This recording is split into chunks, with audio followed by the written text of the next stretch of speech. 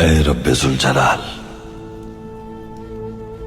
عدل و انصاف قائم کرنے اور رحم فرمانے والے، میں بے بس ہوں، غمگین ہوں، تنہا ہوں۔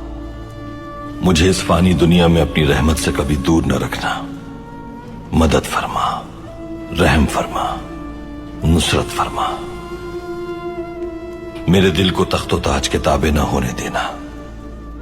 مجھے طاقت کے اور منصب کے زوم میں مبتلا ہونے سے محفوظ فرما۔ صرف تجھی سے مدد مانگتا ہوں میں، اور تیری ہی عبادت کرتا ہوں۔ شیطان کے شر سے میری حفاظت فرما میرے رب۔ دنیا میں غافل ہو کر آخرت بھولنے سے محفوظ فرما۔ میں جانتا ہوں فتح تیری عنایت